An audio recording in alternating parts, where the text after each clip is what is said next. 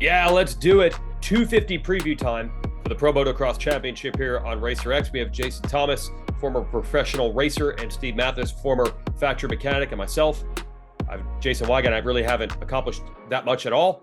Our 250 class, though, is filled with riders who have had accomplishments, but not this one. No one in this field has won this title before. Last year's champion, Hunter Lawrence, has moved out. Perennial contender Justin Cooper along with him to the 450s. We're going to get into it here. All brought to you by Monster Energy, Maxxis, Maxima, Fly Racing, and New Ray Toys. Well, I guess, boys, we could start with where we were in Monster Energy Supercross.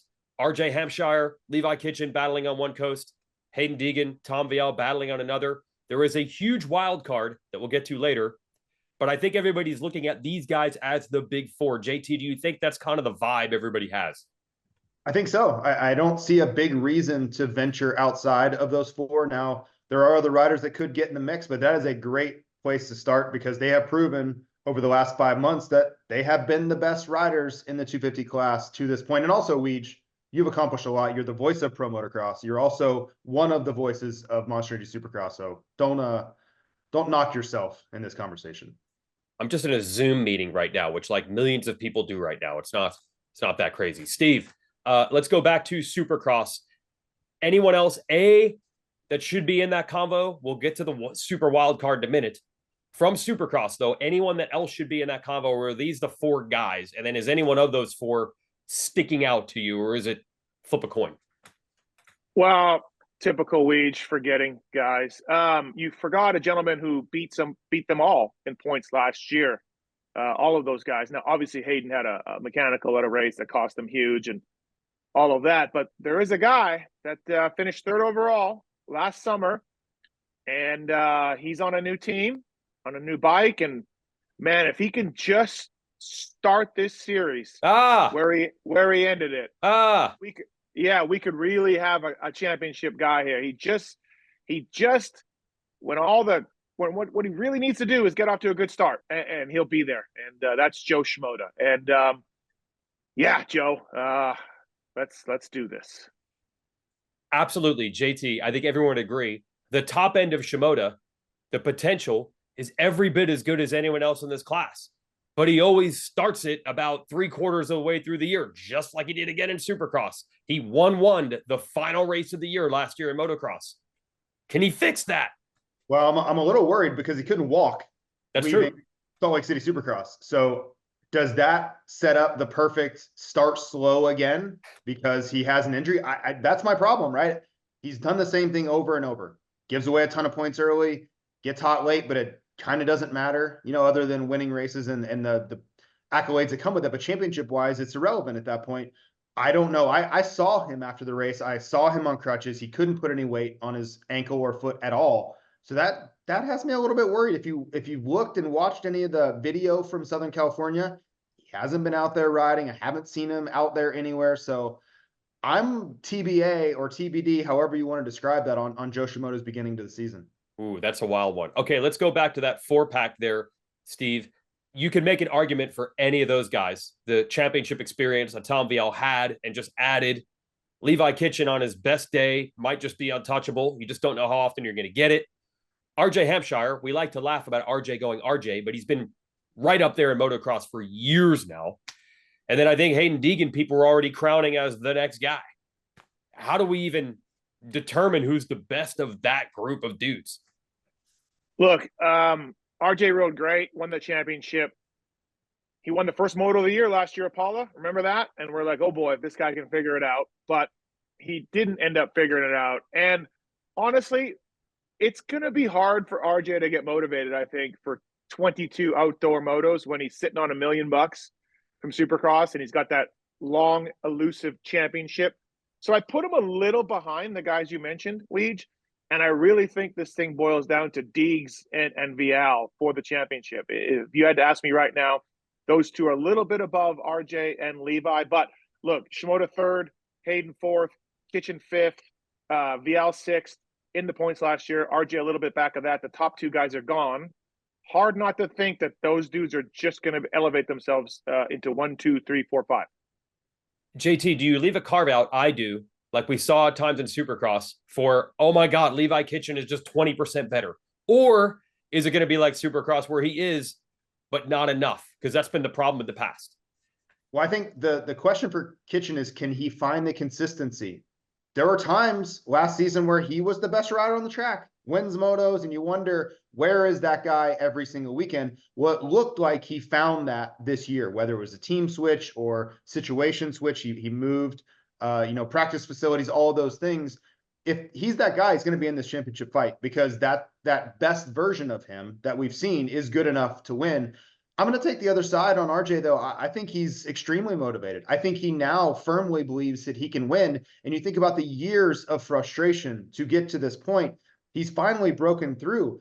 RJ's really not a guy that kind of sits around. He's one of the hardest working guys. He's on a program with Eldon Baker that doesn't allow you to kind of sit around. So yes, I'm sure there were a few nights here where he's able to take a deep breath. But this is his chance. This is his moment where he can go out and win championships. He doesn't have to deal with Hunter, doesn't have to deal with Jett, doesn't have to deal with Justin Cooper. He has to deal with exactly the same guys that he just beat, and arguably a forum where you could say he's better. He's been incredibly good. He's won races in the past in pro motocross. So if he can find, again, you're going to hear this word with all of these 250 guys, consistency, because that's what happens to the youth. They can't bring it every single weekend without crashes, DNFs. If he can do that, I don't see why he can't be winning again and take this all the way down to the wire in Ironman. Deegs, though, bro. Deegs. We're on YouTube here, so I'm trying to get the views up. Deegs. I don't want anyone in the comments to say we didn't mention Haiden Deegan enough. Steve, we thought maybe Deegan would go to this next level, year 2 in Supercross. It didn't happen. He was hurt coming in. He didn't really tell us that, but we kind of knew. We don't really know then how to judge his Supercross season. But is there a chance just in year 2 that Deegan, like I was saying with Kitchen, is just all of a sudden way better than last year and puts a gap on these guys? Is that a potential thing? Yeah, absolutely. I think that, right? I mean, some people say he's better in motocross than Supercross. He put in some phenomenal rides outdoors last year, right? You look at that Washougal race. There's a few others that come to mind. He is absolutely ready to win this thing. Got to be upset about a little bit about losing Supercross. And yeah, I think he's going to be great. And he's going to win a ton of motos and a ton of races and be right there in the end. He's got to cut down on mistakes. He still has some Deegs kids type of mistakes, but man, yeah, he's the real deal. Watch for some more great rides. Yeah, and then finally, Tom Vialle, there's not really much to say there. Like I said, he's already championship proven. Now he's proven he can do it in the U.S. His big obstacle last year was learning the tracks. He got that handled a year ago. KTM's 250 program has been struggling for a while. It appears from Supercross they fixed that as well. There's really nothing to not like about Vialle. And I kind of like the fire and ice. He has the exact opposite personality of Deegan, so that'll be interesting if they tangle. And now, let's get to perhaps the hardest rider to predict in this championship, maybe ever. We have Joey Savatgy, who has won a ton of 250 motocross races before, but I believe moved out of this class 7 years ago, and he's riding on a Triumph, which has never competed in this championship. Steve, where do we even go? You've had Savatgy on the Pulp Show a couple times, asking fans what do they think he can do. Where are we with Joey Savatgy? Can he win the title? Is this possible? Yeah, he can win the title, but I think he's below the 4 guys or 5 guys we've just spoken about. But first of all, number one, when's the last time Joey Savatgy stayed healthy through an entire championship? So that's step one. He's got to stay years he was fine. Healthy. Yeah, but now, but that's a long time. Right, that's a long time ago. So he's got to stay healthy. I 100% believe the Triumph is capable of winning. Jalek Swoll had a great year. The bike is fast. I have no doubt the bike is up to it, which, think about it. This is the first-year machine built from the ground up. This isn't just KTM slapping some plastic on another brand or whatever. This is a brand-new bike, so that's impressive. He's been working with Zach Osborne, training with Zacho down in Florida. So I think he can do it. But it's really tough to jump from 450s to 250s. He's older. You got to shut your brain off a little bit. You got to not care about hurting yourself a little bit in the 250 class. You got to send it, for lack of a better term. Look, JT tried to do this. He was terrible. You can't jump down to 250s with the mentality of these kids easily. So I think he's going to be good. I think he will be on the podium. He's got to stay healthy, and I'm looking forward to it. Where are we with Savatgy, JT? This is so hard to predict. Yeah, we've seen this move, Steve Lamson, Ryan Hughes, where guys come in fully prepared, ready to go. And you've got to come in hot. You've got to start strong, right? When he hits the track at Fox Raceway, you have to take advantage of all the preparation, the base fitness, the testing that you've been able to do. These other riders have been kind of doing a hybrid between Supercross, motocross, trying to find a balance. He hasn't had to find any balance at all. He's got to come out swinging. If he starts slow, it's really hard to convince me that he's going to get a lot better. And these other guys that are still finding their pro motocross legs are going to get worse. So I think we're going to know right away within the first 4 motos, if he's not battling for podiums and showing us what he's got, I don't know that we're going to get it. That doesn't mean he's not going to be in the top 10. I expect top 10s all year, top 5s most of the time. I need to see his best stuff right away because I think that's his best shot. It's kind of Weege, funny to think. Where are you at with this? Yeah, Weege. Well, I think we are on the precipice. We could be, say, rolling into Hangtown or rolling into round 3 Thunder Valley with a Triumph with red number plates because of what JT said. It's a tradition that a dude who didn't race Supercross, whether he was hurt or wasn't scheduled to ride it, comes in so much more prepared in motocross. And the bike, I know it's a works bike, but at MXGP, they've had a bunch of podiums as well. Yeah, I think Savatgy is going to start the year strong. I don't know about title, but I do expect really good finishes. And I'll just say, round 2 or 3, we're looking at a black motorcycle with red plates. How about that? Well, look, he's really good at Thunder Valley, right? We know that. He's awesome there. I think he's good at Hangtown. Paula's a weird track, so we'll see about that one. But Weege, Hangtown and Thunder Valley do set up well for Joey. Yeah, and that early season part, like JT said, once we get to a break after High Point, these other guys are going to have it dialed, but he's coming in with a full head of steam. The rest of the 250 class, it is so difficult. It is the same thing that it always is. It's a group of your 1, 2, 3, or 4 guys that are all about equal in their potential. You never know who's going to find it. I'll just start with a couple of teams. We'll start with the Monster Energy Yamaha Star Racing team. Jordan Smith, Nate Thrasher. I don't even know. Is Styles Robertson, does he exist? Does he exist on the planet? Is he racing? Hurt again. Had another surgery. Yeah. Michael Mosman? Yes, he will be there for outdoors. Yep. Okay, he will be there for outdoors. Every one of these guys has potential. I'm actually going to give my Maxxis rubber meets the road to Thrasher, who I still can't decide. How good is Thrasher? How good is he? Especially outdoors, we have not seen much. Got a couple Supercross wins. I don't believe this West campaign he just had was what he or the team would have hoped for. I don't know what to make of Thrasher or a lot of the guys on Star. Nick Romano, the rookie Dax Bennick. Who knows what you're going to get? And that goes for about 15 others as well. What do you think, JT? Yeah, imagine having to decide whether to sign or not sign these kids and attach huge sums of money and resources to them. It's a really tough thing. I don't know what to expect from Thrasher. You could say that from weekend to weekend, let alone series to series or year to year. So you tell me that he's up front and racing for top 5s. I say, oh, okay, he's capable of that. You tell me he's in 12th and not really a factor. Yeah, he's also capable of that. So, this field has a lot of depth and a lot of parity of many riders that are all very similar. The 450 guys, they separate themselves. There's 7 or 8 of them. They're going to do their thing. 250 is not that way. There's 15 or 18 of them that can all be interchangeable. A couple guys at the front maybe separate, but everybody else, yeah, man, you get a bad start and you don't ride that well that day. Guess what? You went 12-14 on a factory team on a Saturday afternoon. That's just how this class is. Let me flip it to another team, Steve. No, let's do this. Oh, you got more on these guys? Yeah. Let's do this. Who's the second best Star Yamaha rider in the points at the end of the year? Yeah, so we're talking Smith, Thrasher, right? Mosman, Bennick, Romano, and we do not believe we'll have Robertson, right? Right. So I'm going to go Dax Bennick. Jordan Smith's out of there. He's going to Triumph. So motivational level for the summer, probably pretty low. Thrasher, no idea. Mosman, fast, but gets hurt. So give me Dax Bennick. I'll take Jordan. I'll go Jordan. Jordan is extremely fast. He's healthy. This has been a renaissance year for him on many levels. I don't think he views any of these guys he's racing against as unbeatable.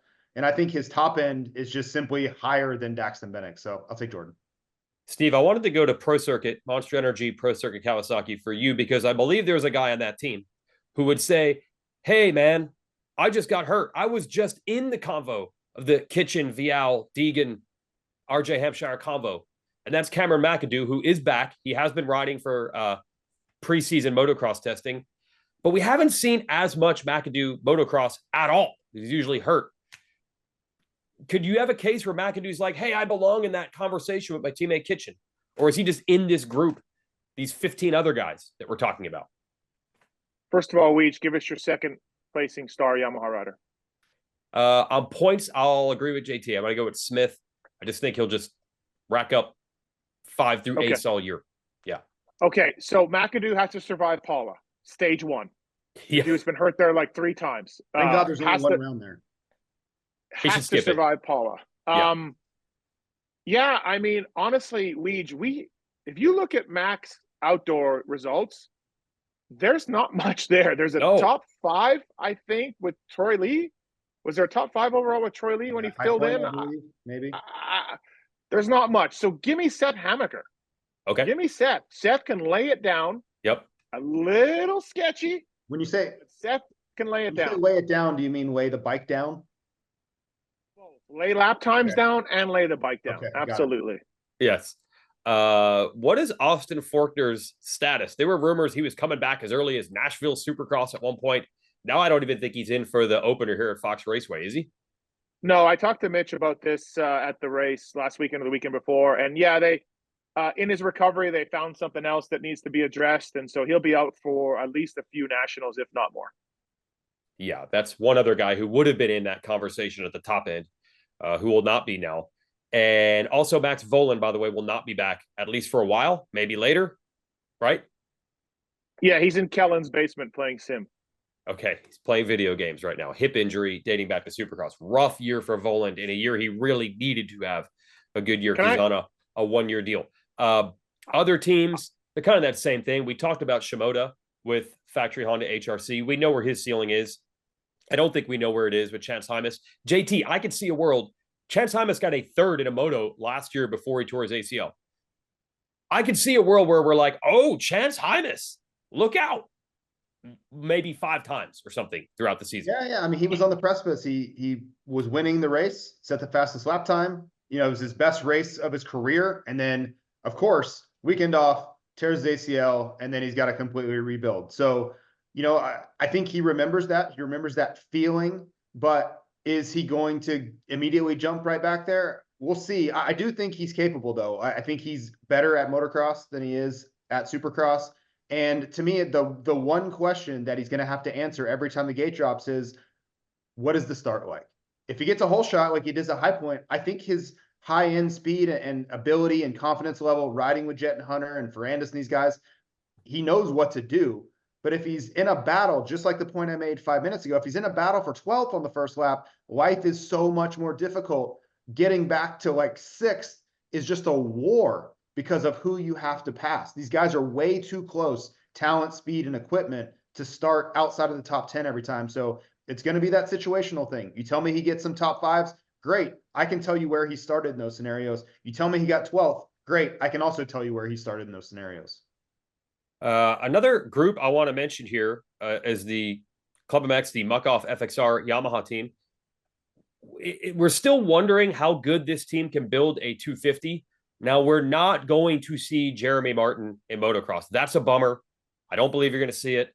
They're not saying the word retirement, but I don't think you're going to see J-Mart at round 1, right? But Cody Schock, what do we got with Cody Schock? He's actually a better motocross rider. But this 250 non-factory program, what do you see over there, Steve? I don't want to get in trouble with those guys any more than I already am. They're upset at me weekly, it seems like. But J-Mart and Marchbanks, they hated their bikes to start the year. And then J-Mart got hurt, and then Marchbanks moved to 450s and excelled, right? So we'll see where their bikes are at. I don't know for sure what's going on as far as that program goes. They're a privateer team, man. You know how you make a 250 fast? You spend money. And money is something that privateer teams don't have a lot of compared to Mitch Payton and Bobby Reagan and so on and so forth. Hold on, though. I want to go back. Am I drunk in thinking that Seth Hammaker's top-end speed can win motos? You're not. Leach? Top-end speed, yes. Although I don't feel like when he's gotten starts and had that speed, I don't feel like he's done it for 30 minutes. But I believe his speed is as good as anyone's. Well, I just want to go back when Seth is my guy and dominating this class. I want to go look back and say that I called it on. But- Yeah, clip this, please. Yeah. Steve, do you really think that he can stay upright consistently enough to dominate anything? Because that's my question. I'm a huge McAdoo and Hammaker fan off the track, but when I watch them ride, I usually can't watch for too consistent of a time for very long because it scares the crap out of me. They have so many close calls, and if you have close calls for long enough, they usually put you on the ground. That's what happens to these two. So I don't want that for them. I hate to put that out into the universe, but we've seen it time and time again. I don't even know that we can even consider them in championship conversations because of the track record of crashes and inconsistency. He used the word dominating. Dominating. I did. Yeah. I did. I want to take that back, but clip that out of the clip. I think he can win motos, top end speed. I think he can step up. I'm a fan of Hammaker, and I think he will be much better this year. But yes, he has to stay upright, which has been a problem. Yeah, same thing with McAdoo. You're right. Maybe McAdoo, just skip round one. Yeah, remember a couple of years ago, Pala was the season ender, and he made it to the last lap of the year, and then crashed into a flagger. Yep. Yeah, absolutely. Also, too, when it comes to Vialle, I know I'm rewinding here, but all good. On the Pulp Show last week, he said exactly what Tyler Rattray has said, exactly what Marvin Musquin has said, and exactly what Ken Roxon has said. These short practices on Saturday morning, he didn't know where the hell he was going or which jumps to jump. And it really hurt him, he felt like. And again, he took that step up in Supercross this year. I would get our fans in America to wrap their heads around Tom Vialle, 250 motocross champion. I really, really think he's gonna do that. And for all the reasons I just said about knowing the tracks and all of that, Deegs may beat him, Kitchen may beat him, but man, I like what I'm seeing from Vialle. Yeah, I think a lot of people are going that direction. We'll get to that in a bit. And one other team I want to mention here is the Chorley Designs Red Bull GasGas team, which, Steve, sounded like you had a pretty unfiltered conversation with the crew chief, Ollie Stone, over there after Salt Lake City. You're waiting and waiting and waiting on Brown or Ryder D. We know they have speed. We know they have potential, but we're waiting for it to turn into results. No podiums for Brown, which seems surprising in Supercross because he's close a lot. Still waiting on this. I think we're going to be waiting some more outdoors. I mean, Ryder D looks good on the bike, and he looks like great riding form. He lays it down. He has good times, and it doesn't quite happen. Crashes quite a bit. So I'm higher on Ryder D than Pierce Brown for this outdoor season. But, yeah, I mean, I think I see a lot of 5 to 10s, right? Okay. Another guy I want to bring up is Jalek Swoll. We already talked about Savatgy. The bike has looked capable. JT, Swoll's consistency has never been good, but he won a national once. We should probably not forget him because there'll probably be some races here where he hole shots and you're like, oh, Swoll can win this. Yeah, he's going to have moments. Even last year, Budds Creek on the podium in a moto, like he's going to have times where he shocks us. And you look at that triumph, he's already getting good starts. He's going to have a lot of data to work from because all Joey Savatgy has been doing is practicing outdoors. So they're going to have a lot to work with there. You know, he's going to be able to piggyback on a lot of the things that Joey has learned about this motorcycle. So is he a championship contender? No, he's just not. But he's going to have moments where you and I are talking about him throughout the middle of the moto about how good he's riding, and he's fighting with these guys because he's not scared of them. If he gets a hole shot, he will fight back against anyone, and he's capable of staying on the podium. He's already proven that. Yeah, we will be talking about it on the broadcast. We are part of the Peacock and SMX Video Pass crew. Steve will not. He'll be in the announcer's tower, not getting paid to announce the races. So you have been in service there, Steve, not part of the broadcast. We might bring you in. Maybe you could come and save one of our shows later in the year. Is that what I'm hearing? There's some rumors. We'll see, negotiations are going on, but suffice to say, you two have dropped the ball, and I've been called in. And so hold on what a second. happens. I have a question. Are these the gimmick motos that you mentioned earlier, just a little while gimmick ago? Series? Right. This referencing that? Yeah, I am referencing that. The series that goes single, double, triple points, and then there's some LCQs every race, and you don't get into the main events unless you get in the LCQs, and then some guys want to go hunting instead of racing them. That series, yeah. Okay, yeah, you should definitely bring that up. If you do come in to save our shows, you should bring all of that up. That'll be great. Yeah, in those Roger. negotiations, bring that in. I'm just going to mention a Roger couple other rookies or new guys, just so people don't think we left them out. That includes Casey Cochran, Rockstar Energy Husqvarna, Julian Beaumer with Red Bull KTM. Maybe we finally get to see Jett Reynolds race more than a few laps. He's on the Club MX team now. He had like a brief 3-lap thing in a moto at Hangtown last year. He was running podium speed. Club guys say he's flying at the test track now. I don't know, man. This class is out of control. But JT, it's kind of exciting with Hunter Lawrence and Justin Cooper out. It's actually pretty cool.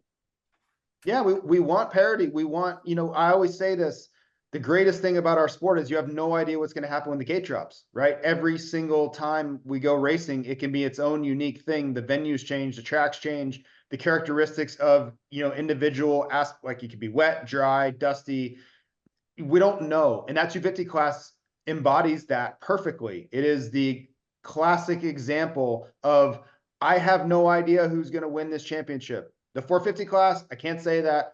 I would bet a lot of money that it's Jett Lawrence. The 250 class, I wouldn't bet $1 on any of them because I think I know who the best guys will be, but I don't know who's going to step up. I could make a case for a lot of these guys. If you put a gun to my head and said, pick a champion, good luck. I would, I'd pick one, but I'd have to narrow it down between 3 or 4 of them and purely be guessing. All right, so we're going to do our picks here, our title picks. I already said there, Maxxis rubber meets the road for me is Nate Thrasher. He's got to show that he can be one of those guys as other dudes age out of the class. We'll see. As far as my title pick, this is tough. And to the point you just made, JT, it's like, I don't know for sure. I'm going to go with Hampshire. It feels like it should be Deegan's time. It feels like it should be Vialle's time. Wow. But I'm going to go with RJ. I guess because Fly sponsors this show and then the Fly guy is over in the show. Is this? He just won a championship, Steve. Monster's our title sponsor of these shows. I should have went with Deegs for that particular reason. But I don't know, man. I don't know. I'm just going to go with RJ. Okay. By the way, I texted Savatgy before the I texted him before the show. I said, how's it going? My business. So, that's what I got for Savatgy. Okay, yeah, excellent scoop. By the way, Guillaume Ferez, who I was looking at the points, I didn't really realize that he'd finished the first 4 motos all in the top 10 and then got hurt. He should be back sometime outdoors, so that's good. I cheer for Guillaume Ferez. Super cool story. Yeah. He was really fast last year. Spanish kid, bagging groceries. Just want to put that out there. I don't know what's up with. Yeah, I don't know what's up with Schwartz. Does anybody know what's up with Dylan Schwartz? I don't. Okay. I don't. Okay. He was fast, last year as well at times. Yeah. So, anyways, what are we doing? Give me your title pick. I think you might have already hinted at who you think it might be, but put a shine on someone who you think will be holding a #1 plate like the ones I have behind me. SC1. I love SC1. It's fantastic. I'm going to put the shine on. Haiden Deegan, everybody. Haiden Deegan. I think yes, I know I pumped up Vialle. It's going to be between Vialle and Deegs, and Weege picking RJ is insanity to me. It'll be between Vialle. Insanity.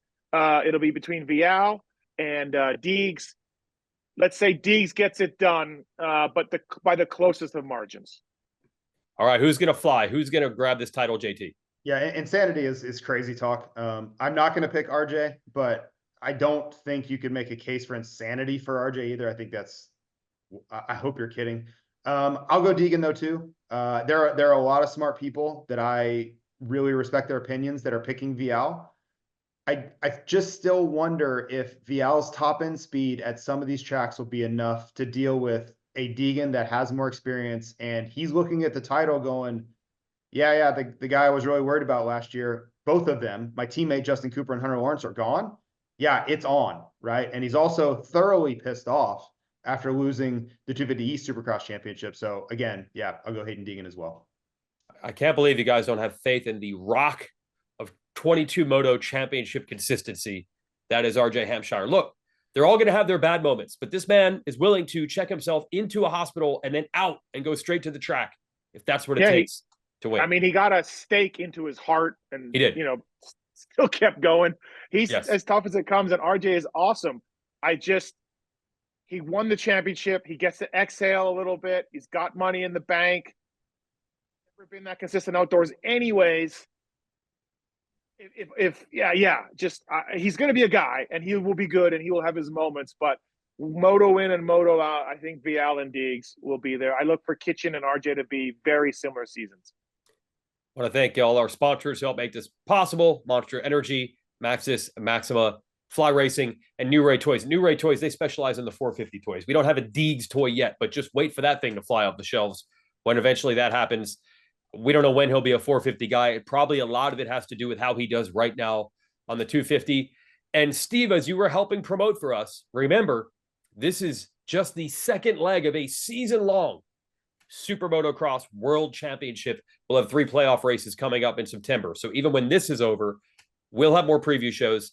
We'll have 3 more races in September in Concord, Fort Worth, and Vegas, Steve. Vegas. Yes, Vegas would be great. Nice to see it back on the stadium or on the series. Would I like to be in Allegiant Stadium? I probably would.